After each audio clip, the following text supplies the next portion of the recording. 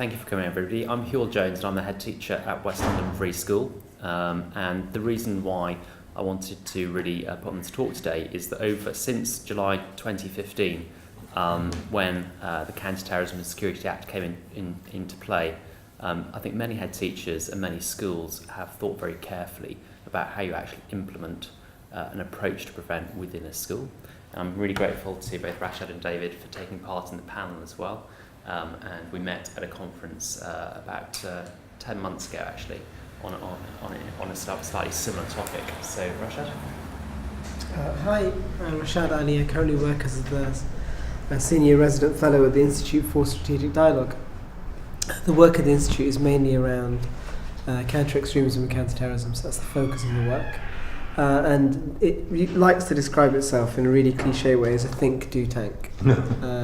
So, thanks. It basically, primarily it focuses on research into what type of counter-extremism measures or counter-terrorism measures are out there, what the impact they have is, and what's successful or unsuccessful. And the idea is to feed back into those programs, some of which it runs or houses, and others it supports. And that's the line of work that I've been involved in, I guess, for the last 10 years or so, both as a researcher and a practitioner. And I work across schools, colleges, prisons, probations, services, and the courts, and with social services aimed at helping vulnerable individuals or those convicted of terrorist offences. And I'm also a school governor who's probably looks at assessment. My name is David Goodheart. I am a journalist and think tanker. I am currently director of something called the Integration Hub, which is a website that looks at issues of integration and segregation of ethnic minorities in Britain. I was director of the think tank Demos. I've now moved to Policy Exchange, where and indeed taking the Integration Hub with me, where I run a unit called the Demography, Immigration and Integration Unit. I have taken a long interest in issues relating to Muslim integration. Obviously the Prevent issue cropped up in that. I'm by no means an expert on Prevent, but I've thought a fair amount about issues of national identity and national cohesion and where schools fit into that story. Excellent, thank you. So I was going to use PowerPoint today, but to misquote Lord Acton, power corrupts, PowerPoint corrupts absolutely, and I don't really think my slides actually added very much to my talk. And apologies for reading from a transcript as well, but there's some quite precise points I'd like to make, really, and I think if I just ad-lib, I'll forget quite a few things. And so when the Counter-terrorism and Security Act came in 2015, it really did change the focus in terms of the responsibility of head teachers and the legal responsibilities, really, where there may be radicalisation creeping in to a school environment. And I think it caused a lot of consternation and concern amongst head teachers and leaders in schools in terms of the actual practical implementation of how schools might approach the teaching and the prevent strategy. And I think it set up a number of different questions, really, for schools. Firstly, I think it set the question about whether or not a practical approach to prevent within a school should actually set out a range of prescribed messages within an assembly or within a PSHCE programme, or whether or not actually this is part of a much broader outlook within subject curricula within a school. And I think from the point of our school, something we thought about is, to what extent actually is this about teaching pupils about the broader phenomenon of extremist ideology, particularly from the end of the 19th going into the 20th century to date in terms of world history. And I think there are many concerns that schools have when facing how a prevent strategy can be implemented. And I think some of these questions and concerns are very much around integration of different communities within a school. So I think the first concern that I had when we developed our approach to prevent is to make sure that any approach within the school avoids any kind of generalisation or misconception that would generate misunderstandings and stereotyping about religious or ethnic groups amongst pupils. I think the second concern is to make sure that pupils understand the broad context of all kinds of political extremism, which are at the fringes of world religions or in terms of secular extremism as well. And I think the third thing is to avoid producing a climate within the school that generalises about the nature of political violence and its roots. And I think we looked at this in terms of a four-prong approach. I think firstly, I think the development of both the history and RE curriculum within a school should address some of these concerns. I think thirdly, that a whole school approach in terms of PSHCE programme also has a role to play. And I think the fourth thing as well is that schools should see this not only as a curriculum issue as well, but obviously a safeguarding issue as well. I think if we're to provide a meaningful message as part of a prevent strategy in the school, then I've got no doubt that pupils need to understand the historical development of both the kind of Salafi jihadist trend across from the mid-20th century to date, and also in terms of the far right as well. And that's within a context of world history in terms of conflict as well. And I think an approach which simply alerts pupils to the risks of radicalisation in kind of like a public education sense, in the same way as you may have, say, a health campaign, I think that is fundamentally flawed, and I think is also intellectually moribund. And I think it would also be ineffective. So if we go back to first principles and consider what we're trying to achieve within a school environment, I'd argue that we're seeking to prevent and deter pupils from being brainwashed by simplistic extremist ideologies, which may happen due to a lack of clear and substantive historical and political reference points. Yet we can only deliver such an approach if those delivering it have clear and substantive historical and political reference points themselves. And I think that's a real complexity and a real problem within a school as well, is that you are relying upon teachers, subject teachers, to have a knowledge of these issues.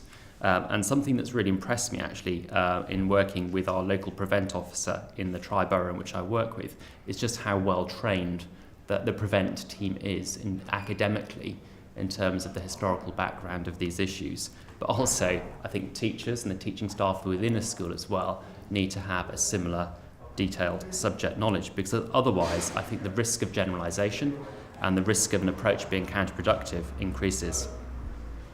I also think we need to be really clear as well in terms of the current risks today and understand what the risks are. And that's different within different regions of England. And I think there are two main risks. I think one is the extreme anti-Western narratives of the so-called Islamic State or Al-Qaeda. Yet at the same time, the anti-Islamic views of fringe far-right groups across England and Europe are also a concern. And I think, in essence, both extremes are trying to appeal to young people who haven't really established any real clear historical reference points themselves. And that's where I think a knowledge-based approach is needed to counter those risks. Also, for schools, the risks are very different.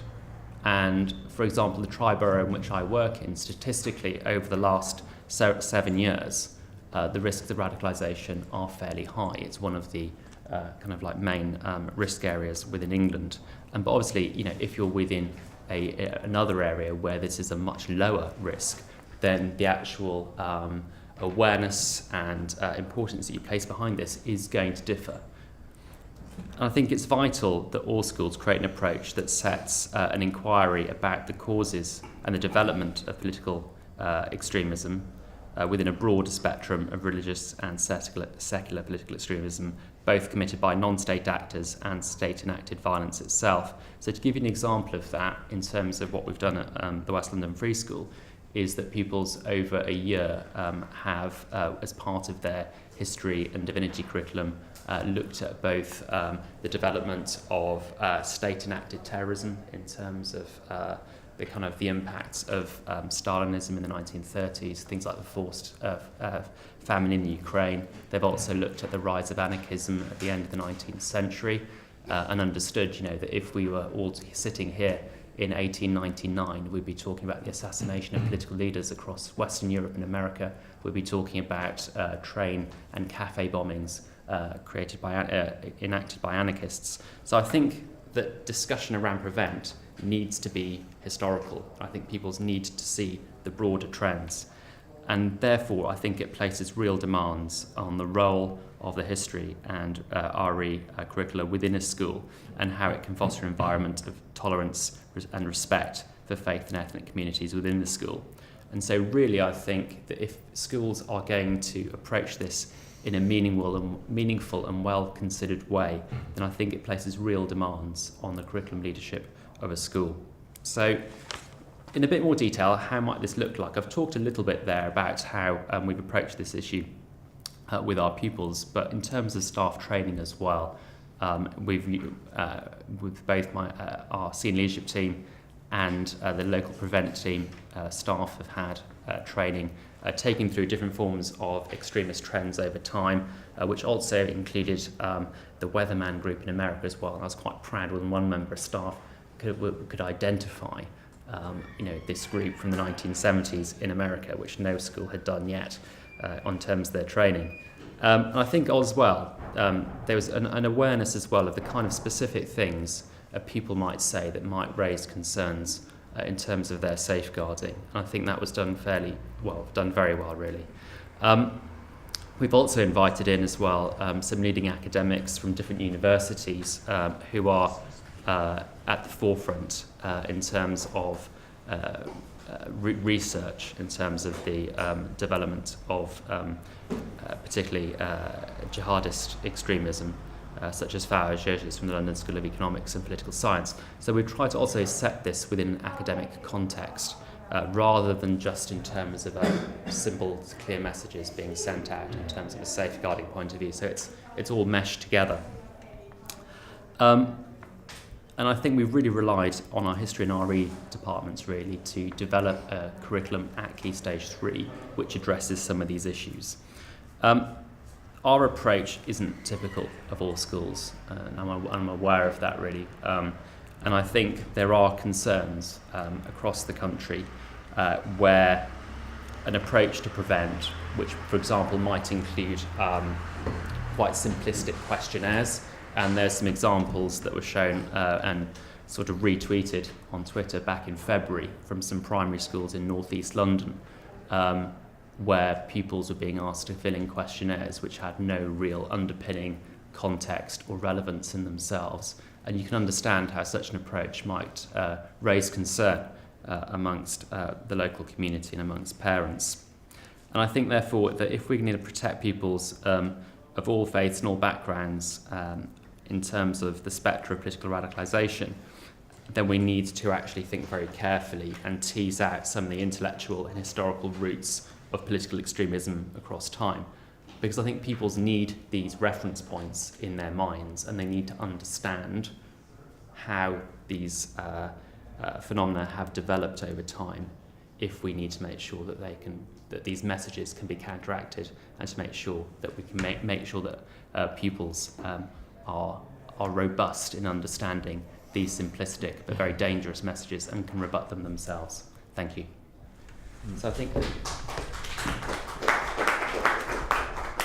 at this point, I'm going to hand over to Rashad for his views as well on the same issue. Actually, I was thinking it might be interesting to speak very briefly and allow, because we've got a small kind of intimate group here, to maybe allow some questions and responses back from the audience, just because I think there's a lot of misinformation around what does prevent entail. Some of that is from well-intended critique. So there are some very genuine concerns that people should have about how a government is seeking to ensure that people don't necessarily go around thinking radical ideas. Like, I don't know, we should all become a small island that has nothing to do with the rest of the world and Europe or something like that. I don't know. Because they have consequences. Essentially, there are good and genuine reasons to be concerned about it. But unfortunately, I think at the moment, it's been a lot of the criticisms are fairly unfounded. and there's a misunderstanding actually of what prevent entails, and in fact on a very basic level what the duty entails in education, because the duty just entails that people are concerned about it, that's it. It doesn't entail any specific system or set of policies or ideas. Really it's just to make sure that this is on everyone's radar, in much the same way as other safeguarding issues are on everybody's radar. Which does require certain practical things to be in place. Things like, that you mentioned, that people are aware of the relationship with political extremism and terrorism. This is one of the things that the duty does lay out. The DFE does lay out an emphasis on ensuring a certain set of values, which it does define as essential, very basic things that nobody would really disagree with: basic liberty, pluralism, the rule of law, democratic governance. Those ideas are understood and enshrined within the school. There isn't a duty to make sure that everyone is fundamentally an expert on radicalisation and extremism and so on. But the approach of integrating it within the curriculum to make sure that actually it's normalised is one way of ensuring that you do have people familiar with it in a normal discussion sense. So it isn't given this kind of stigmatized approach almost. And if you don't have anybody responsible for it, you don't have a signposting mechanism as you would do for all of the safeguarding issues, then that means the duty of care is not being taken seriously. And so that is also important in every single institution. Beyond that, it really is up to every individual school and institution to determine what the best approach is, what their specific problems are in their given locality. So the Muslim focus is one that people speak about, but the fact is in Wales, as an example, almost there's disproportionately high referrals are to far-right extremists. I think across the country now it's bordering around 50-50 actually, on far-right and Islamist extremists, just because it shifts and changes depending upon what's happening in our society. If there's a rise in xenophobia, if it's after an Islamist attack, there tends to be a rise in referrals for people to the channel programme for far-right, racist, terrorist fears and concerns as they go up. So actually it's quite a fluid area.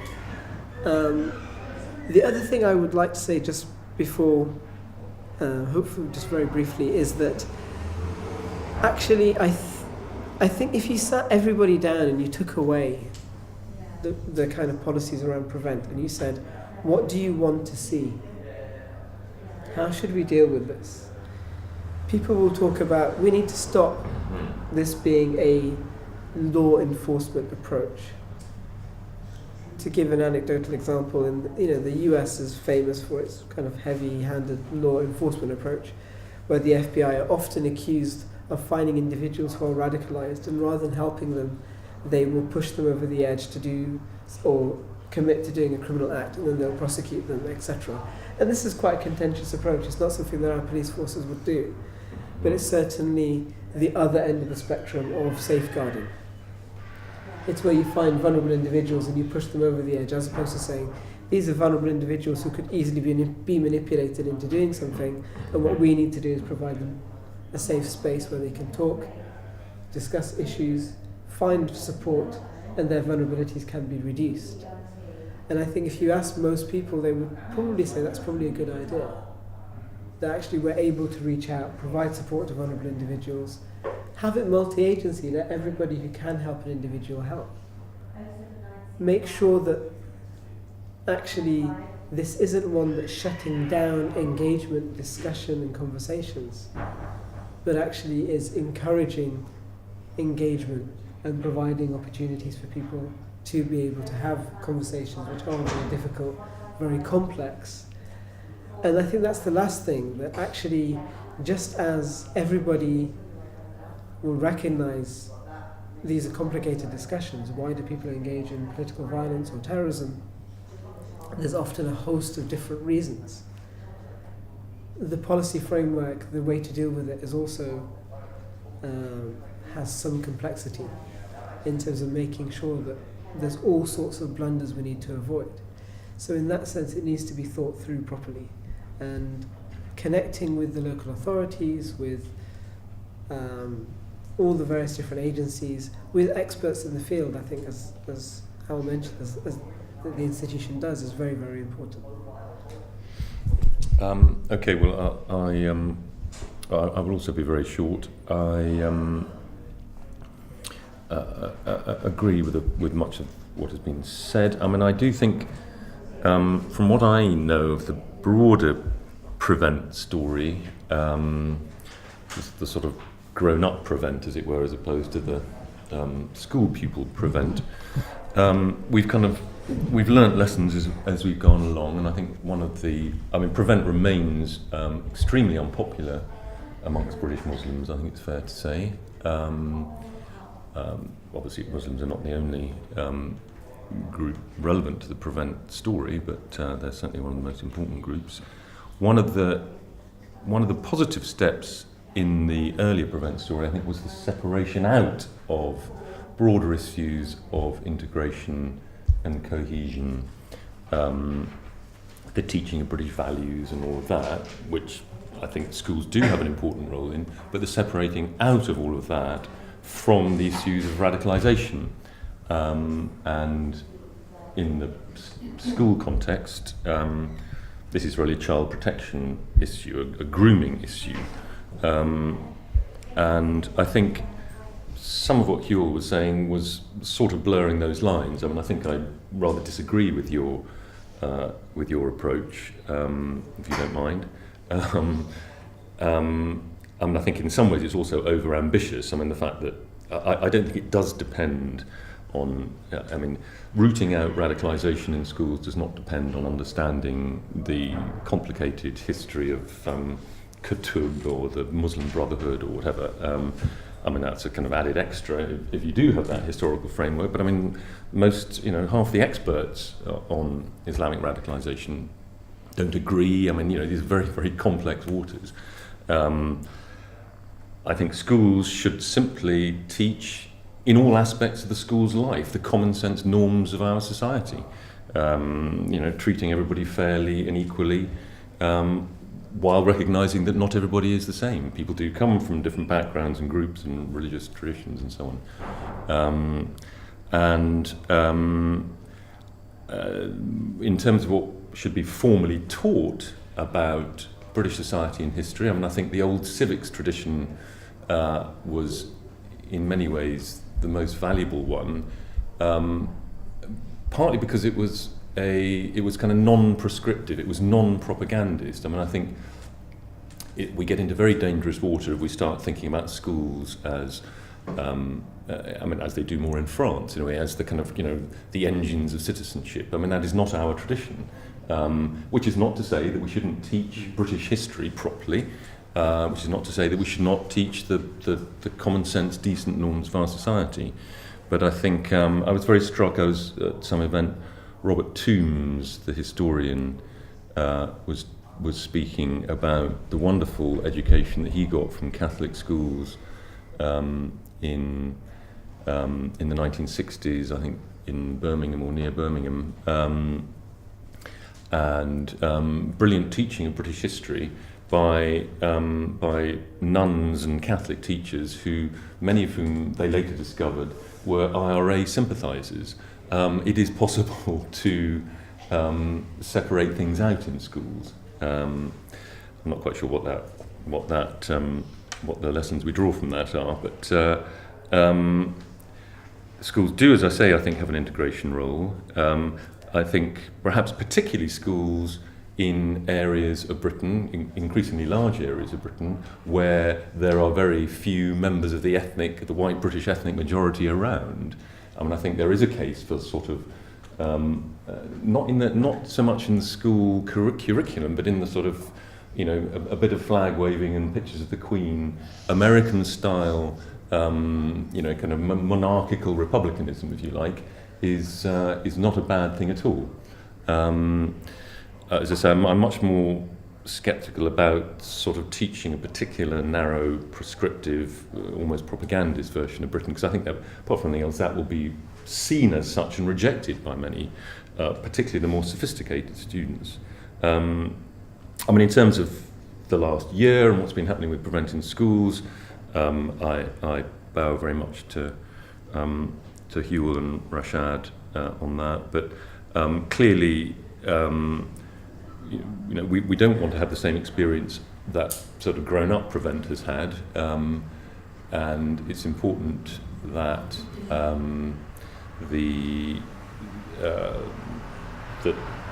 that it does not become unpopular either amongst parents or teachers. There are free speech issues with grown-up Prevent that I think simply don't apply in schools. But the fact that more than 1,000 pupils were referred over the first year, I saw a report in the Times the other day, does seem a little bit on the high side. No doubt, when it beds down, those numbers will fall substantially. We have all the stories about a kid talking about the terraced house that was interpreted as the terrorist house, and all these stories go viral and become sort of urban myths. I mean, even when they may have some truth in the original story. I mean, it becomes a way of dismissing the whole perfectly sensible child protection ambition of Prevent in Schools. Clearly, something had to be done. I mean, we had the kids from Bethnal Green going off to Syria. I mean, various other stories like that. And there are clearly problems of radicalisation. And I think it is probably beginning to bed down. I mean, I read somewhere also about a Department for Education opinion survey that found 80% of head teachers sort of feel confident about the application of Prevent in Schools. Rather smaller proportion of teachers, but you'd expect that, about 50% of teachers. I mean, I think that just finally, I mean, the one thing, I mean, if schools are doing more than just looking out for evidence of radicalisation, if they are being more proactive, I think that the key people to bring into the school to talk are surely people who have been through the radicalisation experience and have come out the other side. People who have an understanding of the psychological and other attractions of extremism of various kinds, and probably still young enough to relate also to the pupils. Okay, so we've got around 15 minutes for questions. I think a useful kind of sort of tension that's arisen there is the kind of this approach that schools can take. I think one approach is very much about awareness. That's very much about, I think, in the same way as you would do about, for example, health-based issues in schools as well. And I think the other kind of side is looking at integration from a kind of a knowledge-based, subject knowledge-based perspective as well, to normalise the issue. And I think that's quite a useful tension, I think, maybe to raise questions. So does somebody have any questions? You talked about there was a good thing that fairly early on there was a separation between British values and dealing with extremism. What do you think about the government definition of extremism? Does it help or hinder what we're trying to do? And what do you think about the word extremism itself? Is it useful or not? I guess you've got to have some kind of definition because the word is used in legislation. I can't quite remember what the definition is. I mean, active or vocal active. Yeah. Do you know anyone know off by heart? I think the truth is the government doesn't have a definition. So what it says the is official Prevent definition: they're active or vocal opposition to British values, including blah, blah, So blah. as an example, the definition is, or what's written is the vocal and active opposition to British values, such as the rule of law, democracy, pluralism, and I think that's it. And then it's added in the Prevent strategy as well. People supporting attacks on British troops. Actually, that isn't a definition. They're all examples of things that may be considered to be British values. There's still no definition of what extremism is in there. It's still the vocal opposition to something, as opposed to without actually defining what that thing is. Which is the difficulty, which is why the law's not been passed. The extremism bill has not been passed, and God willing, will not be passed, because it's ridiculous to try and define extremism in such a manner. And I think eventually, actually there's no way of knowing what the government will do, because we won't have a government in, because David Cameron's just resigned. And so we have no idea, actually. But coming back, I think, I always say it's like pornography. You can tell the difference between pornography and art, and you can't tell the difference between extremism and radical opinion. So I think if somebody is talking about they feel funny about homosexuality, we can probably kind of see that as a latent view. People may have religious or psychological or just other issues, as opposed to someone saying, I think homosexuals should be executed or hung from hanged from a tree or a crane, etc. Then that's very clearly there's something more than merely just some kind of social or religious or whatever it may be issue that can be dealt with. Actually there's something much more problematic, and to deny that is even worse than I think saying we have a problem with defining extremism.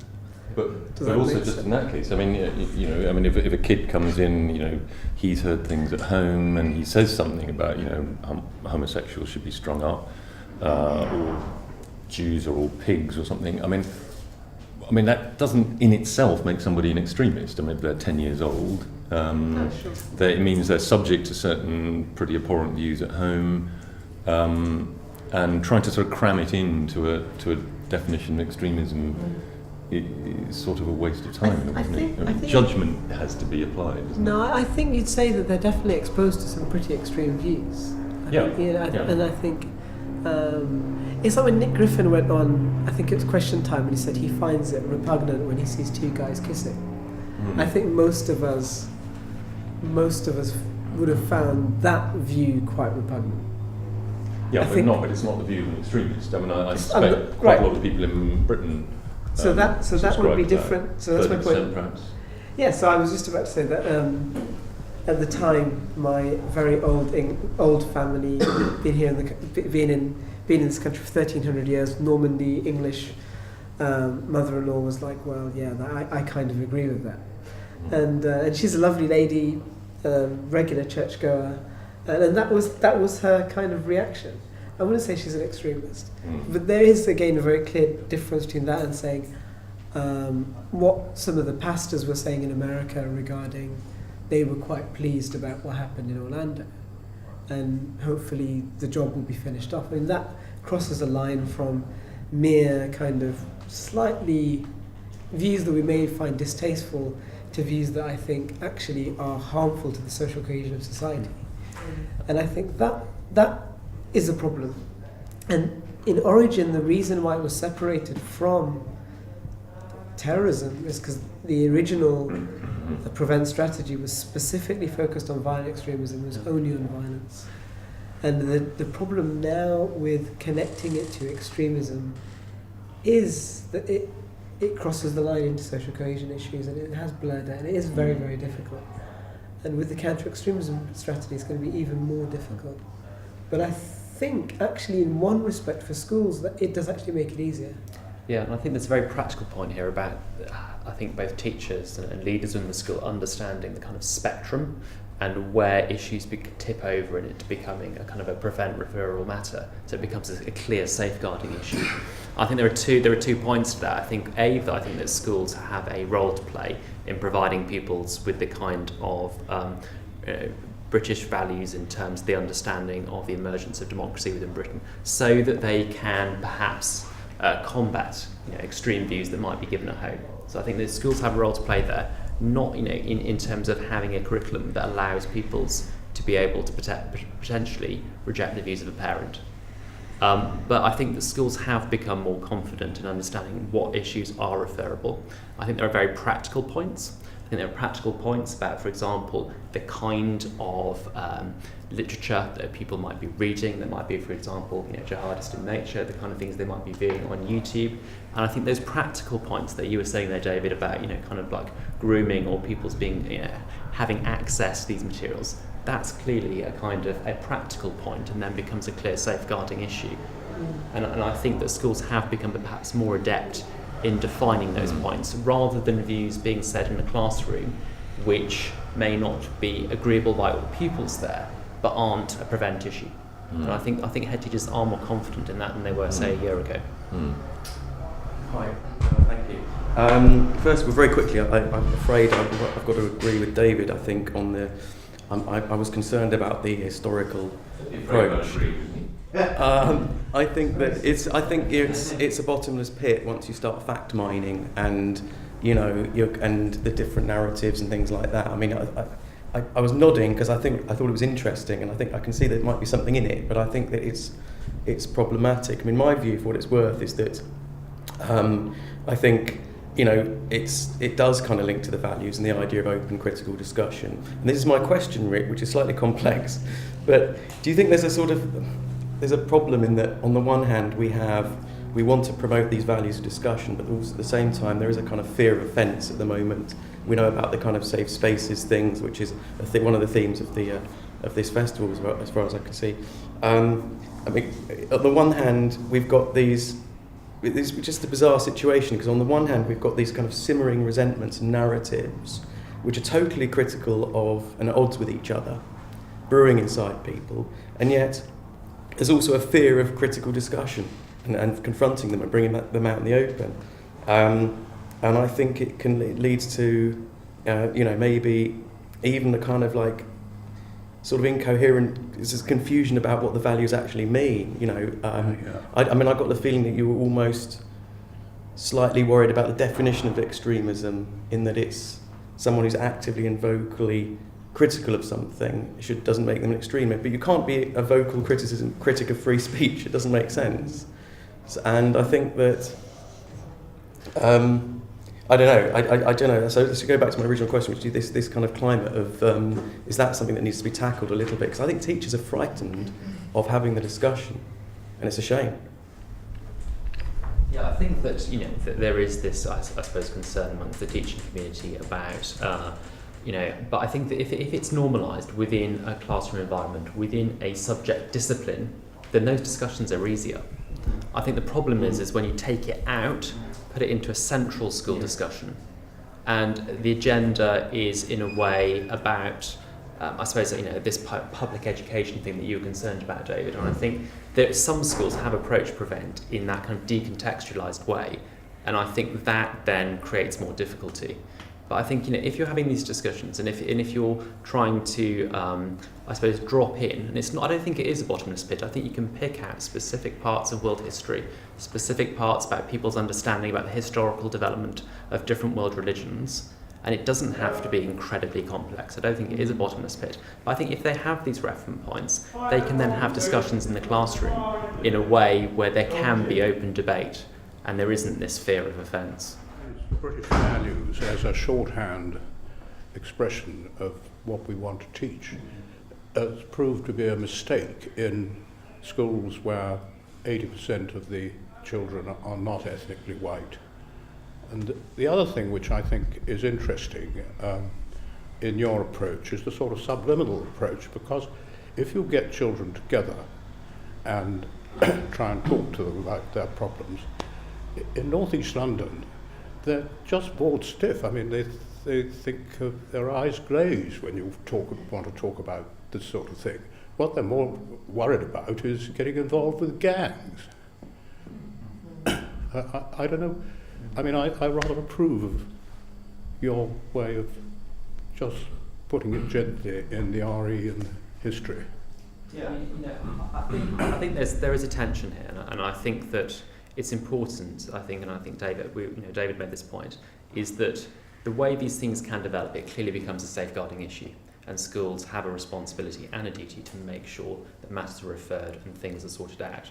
But at the same time, I think for the vast majority of pupils in schools across England, I think that, I think you used the word subliminal there, but I think it's not necessarily subliminal. I think it's actually providing pupils with an understanding of the world around them, and a sense of, it might be fairly simplistic, but where we are today, and why we are where we are today. And obviously there are different narratives, there are contentious narratives about that. You can frame it within a tension around contentious narratives. But at the same time, I think, you can use the word British values, you can use the word liberal values, But I think what we're trying to do here is develop a context which rejects highly illiberal views. And I think, if schools have a role to play in that, they should do. Yeah, I mean that's yeah. I mean I think you're right. I mean, these are the dilemmas of a liberal society, and liberal societies contain people who have conflicting views of the world and conflicting ideas of right and wrong, conflicting ideas of what the good life consists in, and it's up to liberal societies to deal with that.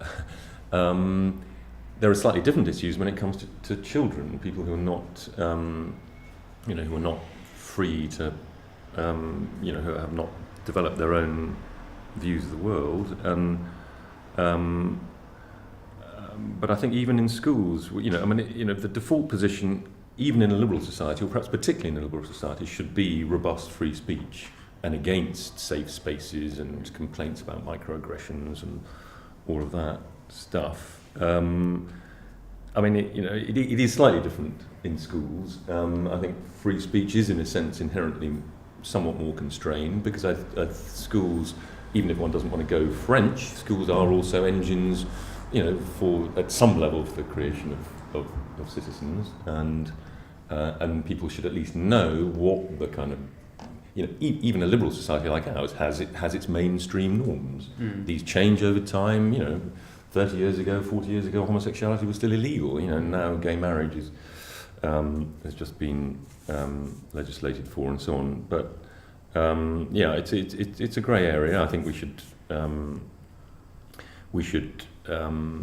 be as unprescriptive as possible. We should not, when kids say things that are deeply illiberal, most of the time I think they should just be challenged, or they should be discussed.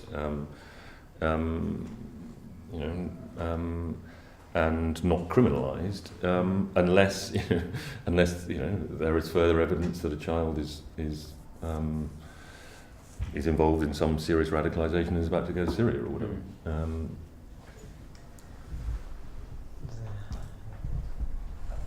I'm completely convinced that pupils are entitled and should know about the historical and political roots of radicalisation in order to understand the world and to change it. But I worked, prior to my current school, in a school where some of the failed London bombers, so they weren't even successful ones, but the failed London bombers went to. And although I didn't teach them, if you speak to the teachers who did, they will list 12 or 15 students they were more worried about than those students. And so when you say, and David said, it seems on the high side, actually schools are already making referrals because of keeping themselves safe from the implications of not making a referral rather than genuine. How does the teaching pupils about the historical and political roots actually help schools to identify those who might go on to be extremists, or does it not, and we just trust knowledge and hope that part of our curriculum stops them from developing like that in the first place? See, I think this is really important, that schools just remain as schools. So your primary role is educating, and therefore what you do is you're imparting knowledge which you think can help, indirectly, implicitly build better citizens for our society. I mean, that's, fundamentally what you're doing. And so when I explain this, it's like if you have a safeguarding responsibility in a school, you never walk into a classroom and your primary thing is you're not looking for a kid who's being abused. You're not looking for a child who may be taking drugs. You're not looking for a child who's doing all these things. What you are doing is you're teaching, and that's in the back of your mind, which means if something comes up which provides that trigger, you make sure you have that duty of care, you take a note, you write it down, you refer it to the appropriate staff member if necessary, and you make a record of it, and you provide some form of early intervention. So if that is with a kid if a kid comes in who's definitely not slept the night before, and there's a pattern of that, you have a duty of care, and therefore you will make note of that, you will refer it to social services if necessary, or you will have some type of intervention with the parent initially or with the child, etc. So there are normal safeguarding measures. Now, that's separate to how you want to instill a sense of values and a discussion of values in that community, because actually every school has an ethos, and that ethos I've not come across very rarely an ethos which is directly in contravention with the stated kind of aims of British values. See, I get the difficulty with the language there, because British values sounds like a certain point in history, it sounds conservative, and therefore most people in the education sector find that problematic. But actually, if you just take it away, it is actually just a normal set of fairly progressive perspectives, actually. You know, the rule of law, liberty, pluralism, they're actually more outward-looking progressive principles. And the reason why it's called British values is more to do with the fact that we recognise there's a massive state of disconnect in our society in many regards with it, the generational differences. That actually one of the things with extremism and with terrorism as well is a sense of lack of belonging. And so the idea is, and so this is why I'm sympathetic with it, whilst recognising it causes more trouble sometimes than actually is worth. The context of British values is that we want to create this sense of inclusion because we believe excluding people and people self-segregating is a problem. And that's why it's put in that context as opposed to any colonial kind of point in history, which is not the point. The other difficulties, I think, are actually structural. They're to do with our curriculum long-standing level. So if you do teach history, you don't actually teach kids the motives behind colonialism, as an example. That's in the QCA notes actually explicitly say you shouldn't discuss that. So you shouldn't discuss colonialism. You shouldn't discuss the motives behind colonialism when teaching history. Now, this is advice. Well, this is advice in the QCA, in the official QCA notes regarding how to teach that portion in history, and you can see. Like I said, it sounds a bit ridiculous because someone's going to ask why. Some kids do annoyingly ask why, and it will spill out into the conversation. But I think some of those kind of bigger structural issues about how do you frame a discussion where apparently you're trying to stop hate against the state, when there may be very good reasons why people are very critical of government and state. So I think that is where the tension, for me, arises. That actually, and I've sat there with young kids at school and say, look, if you don't like the government, I don't care. You're allowed to not. You're allowed to not like the government. I'm not here to tell you what you should think about, or how you should, if you don't like a certain law or whatever. But you have to understand how we function in our society, which is that we vocally express those views, we have a democratic process, and those types of discussions. And some of those are very difficult. I mean, how do you sit down and explain to a kid who says, I don't know, we need to regain our sovereignty and take back our country, whilst, same people are happy to have an unrepresentative lower house and, maintain an upper house, which is hereditary. It's not very democratic. It's an extremely contentious point and not relevant. I think, but actually, but can I just say, in parenthesis, I think you wanted to, or something, but just parenthetically, radicalisation. I mean, isn't there a big distinction between radicalisation when the school is on the same side as the family, combating what is happening to a 15, 16, 17-year-old who's being radicalised, groomed online or whatever, and issues where the school is actually against the family. The kid who's coming, this is not so much probably going off to Syria type radicalisation, it's more, believing extremely liberal things, whether, parents of members of the BNP or Hizb ut-Tahrir or whatever. It's much harder, isn't it, when actually the school is working against the pupil and the family. Sure. But that doesn't mean that you shouldn't try. No.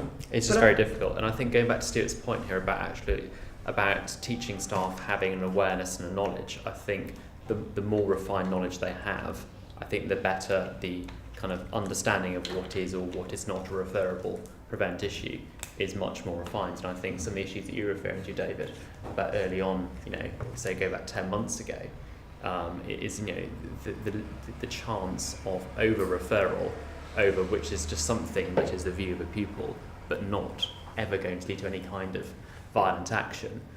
I think staff need to know more in order to be able to make that judgment. And I think that there is a tendency, and I think you can understand the tendency of all teachers, that I'm not quite sure, therefore I will refer it. And it might just be a comment that's made in a classroom that's perfectly innocent in a way, and it might just be that. But what is the procedure then? Do you call in the parents? See, on your point though, Yeah. I think I would say something that's probably a lot more contentious than the other point I made, which is that if you've worked in communities, just to give an example, it is just an example, but I think it is quite typical in some respects, where you have, the school I went to in Sheffield, one of the greatest cities in the world, some of you may know it, and there was a lot of, there was, sorry? Home and Joe Root.